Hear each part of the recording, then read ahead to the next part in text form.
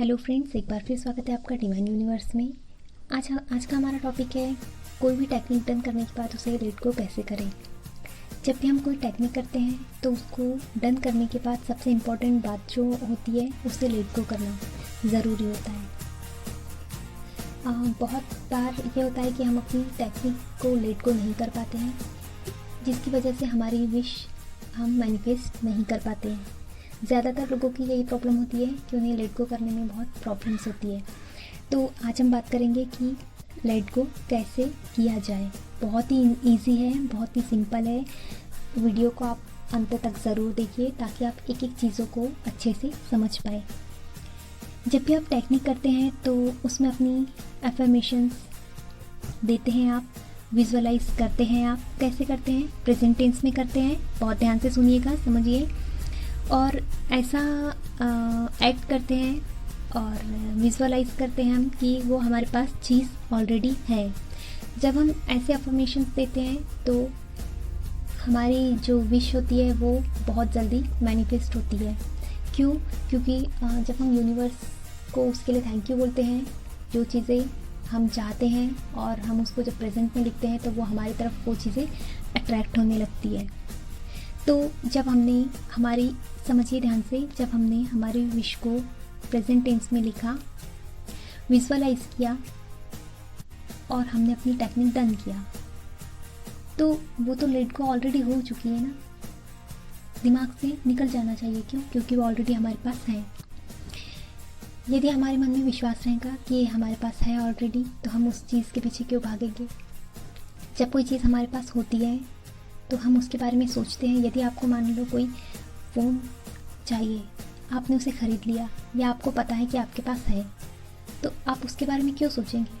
नहीं सोचेंगे। क्यों? क्योंकि ऑलरेडी है। आप खुश है उसको पाकर। अब आप दूसरी चीज़ों की तरफ बातों में ध्यान लगाएंगे।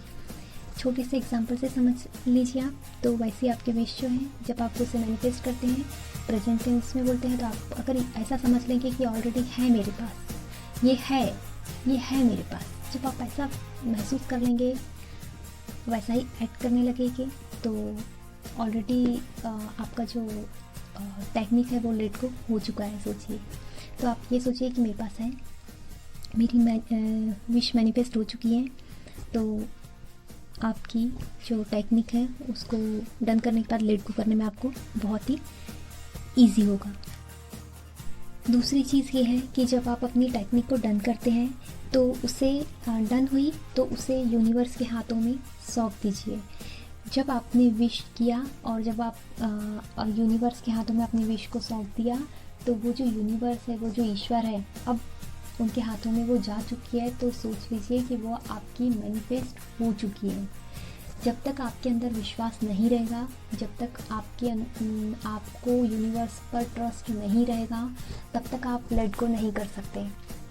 जब आप अपनी टेक्निक को डन करते हैं तो सोच लीजिए कि ये जो आपकी जो प्रार्थना है, आपकी जो विश है, वो यूनिवर्स के हाथों में जा चुकी है और वो अब आज नहीं तो कल पूरी होगी ही या हो चुकी है। तो आप ये तभी कर पाएंगे जब आपके मन में बहुत विश्वास रहेगा, खुद के ऊपर भी, अपनी विश के ऊपर भी और यूनिवर्स के ऊपर भी। फिर तीसरी चीज़ ये है कि आप अपना मन अपने दूसरे काम पर या दूसरे वर्क पर लगाइए। क्यों? क्योंकि यदि आप कोई टेक्निक डन करते हैं और फिर उसी तरफ अगर ध्यान जाता है तो भी वो लेट गो नहीं होता है। तो आप अपना ध्यान दूसरे चीज़ों पर लगाइए। ऐसा तो नहीं है कि सिर्फ लाइफ में आपको एक ही चीज़ या एक ही विश को मैनिफेस्ट करना था, नहीं, और भी काम रहते हैं, बहुत सारे काम रहते हैं। तो आप अपनी दूसरे वर्क में अपना ध्यान लगाइए। दूसरे काम में यदि आप अपना ध्यान लगाएंगे तो बहुत ही ईजी आपसे लेट को हो जाएगा। इन छोटी छोटी बातों को ध्यान रखकर आप अपनी टेक्निक को डन करने के बाद लेट को बहुत ही आसानी से कर सकते हैं। देखिए, ये सब बातों का ध्यान रखिए, फिर देखिए कैसे लेट को नहीं होता और कैसे आपकी विश जो है वो मैनिफेस्ट नहीं होती है। यूनिवर्स पर ट्रस्ट रखिए और बहुत ही विश्वास के साथ में आप अपनी टेक्निक कीजिए, उसे लेट गो कीजिए और जो भी आपको रिजल्ट मिलते हैं टेक्निक के, उसे प्लीज़ मेरे साथ में शेयर ज़रूर कीजिए। यदि आपको मेरा वीडियो पसंद आया तो प्लीज़ इसे लाइक कीजिए, अपने फ्रेंड्स के साथ में शेयर कीजिए एंड मेरे चैनल को सब्सक्राइब ज़रूर कीजिए। Thank you.